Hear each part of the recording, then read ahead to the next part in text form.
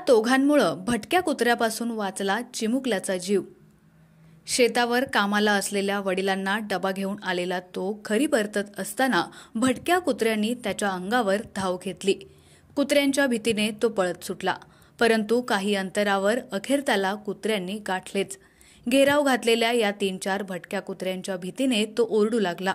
याच दरम्यान दहिवडीहून गोंदवलेला निघालेल्या सालिक तांबोळी आणि अनिश कुलकर्णी यांनी त्याचा ओरडण्याचा आवाज ऐकला आणि त्यांनी तातडीने त्या चिमुकल्याकडे धाव घेत भटक्या कुत्र्यांना पिटाळून लावत त्या चिमुकल्याची सुटका केली। ही थरारक घटना सोमवारी दुपारी दहिवडी गोंदवले रस्त्यावरील शिवनंदन हॉटेलजवळ घडली। कुत्र्यांच्या हल्ल्याने घाबरलेल्या चिमुकल्याला नाव गावही सांगता येत नव्हतं, त्यामुळे सालिकने या घटनेची माहिती वडील पत्रकार फिरोज तांबोळी, पत्रकार एकनाथ वाघमोडे, पत्रकार संदीप जटार व पत्रकार नितीन वाघमोडे यांना दिली। पत्रकारांनी सांगितल्याप्रमाणे त्या घाबरलेल्या चिमुकल्याला दहिवडी पोलीस ठाण्यात आणून पोलिसांना कल्पना दिली। चिमुकल्याच्या वेशभूषेवरून तो परप्रांतीय मुलगा असल्याचं दिसत होतं।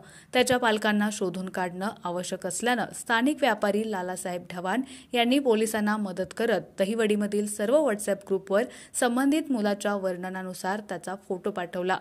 त्याचबरोबर सहाय्यक पोलीस निरीक्षक अक्षय सोनवणे यांच्या मार्गदर्शनाखाली पोलीस कॉन्स्टेबल लखन कुचेकर व तानाजी काळेल यांनी चिमुकला दाखवत असलेल्या रस्त्याने थेट भवानवाडी गाठली आणि आई वडिलांना पाहून चिमुकल्याच्या रडवेल्या चेहऱ्यावर हास्य फुललं। मारुती दादा गलांडे यांच्या शेतावर कामाला असलेले नाशिकच्या सप्तशृंगीचे भीमराव पवार यांचा मुलगा लक्ष्मण 2 तासानंतर आपल्या आईच्या कुशीत विसावला। सालिक, अनिश आणि पत्रकारांच्या प्रसंगावधानतेमुळे व पोलिसांच्या तत्परतेमुळे चिमुकल्या लक्ष्मणची भटक्या कुत्र्यांपासून सुटका झाली आणि त्याला सुखरूप घरी पोहोचवल्याबद्दल दहिवडी व गोंदवले परिसरातून कौतुक होत आहे।